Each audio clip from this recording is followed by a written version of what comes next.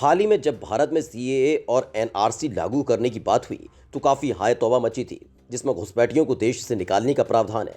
लेकिन शरणार्थियों को अपने देश में शरण देना कितना भारी पड़ सकता है, ये स्वीडन जैसे देश से सीखा जा सकता है, जहां अब उसके अपने नागरिक अल्पसंख्यक होने वाले हैं और मुस्लिम शरणार्थी बहुसंख्यक। स्वीडन की मानवता नीति ने ही उसको परेशानी में डाल दिया है। आज हम अपने इस खास वीडियो में स्वीडन में शरणार्थियों से फैली अव्यवस्था दिखाने जा रहे हैं, जो किसी भी देश के लिए सीख से कम नहीं है।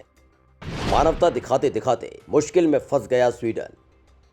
सीएए और एनआरसी का जिक्र होते ही भारत के कोने कोने में हुए आंदोलन और प्रदर्शन याद आते हैं, जिनकी आड़ में इन कानूनों का अहम पहलू कहीं पीछे छूट गया, जिसमें घुसपैठियों को देश से बाहर निकालने का प्रावधान था।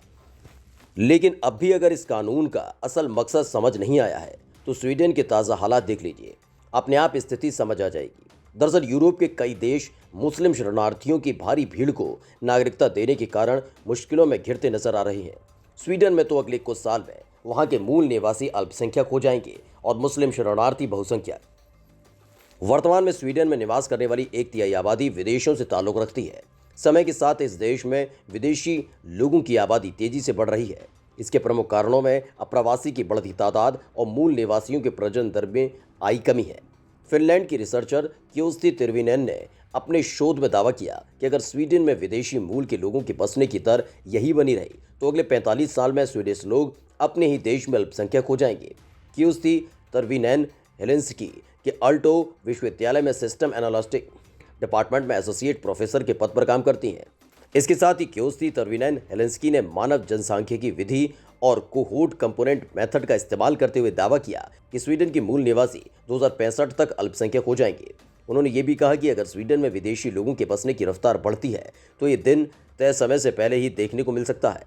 उन्होंने ये भी दावा किया कि 2100 तक स्वीडन में सबसे ज़्यादा आबादी मुसलमानों की होगी। शरणार्थियों में सबसे बड़ी आबादी मुस्लिम। स्वीडन में अलग अलग तरीके से लगातार शरण लेने का काम लोग कर रहे हैं, जिसमें अलग अलग देश और धर्म के लोग शामिल हैं। तर्विनैन ने फोक्स ब्लैट न्यूज़पेपर में लिखा कि स्वीडिश संसद ने सर्वसम्मति से 1975 में निर्णय लिया कि स्वीडन एक बहुसांस्कृतिक देश है। उसमें 40% से ज़्यादा प्रवासी फिनलैंड के रहने वाले थे। लेकिन अब स्थिति पूरी तरह से बदल गई है। साल 2019 में 88% अप्रवासी गैर पश्चिमी देशों से संबंधित थे।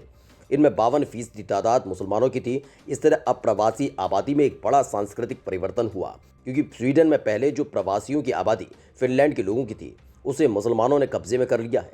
फिनलैंड के इस रिसर्चर ने बड़ी बात यह लिखी कि उनके देश के जितने शरणार्थी थे उन लोगों ने स्वीडन के समाज में खुद को मिला लिया। लेकिन इस समय जो शरणार्थी आ रहे हैं वे आसानी से स्वीडन के समाज का हिस्सा नहीं बन पा रहे हैं। इसके बजाय वे अपने स्वयं के क्षेत्रों का निर्माण करते हैं, जिन्हें आमतौर पर बाहरी क्षेत्र या नहीं जाने लायक इलाकों को बना रहे हैं।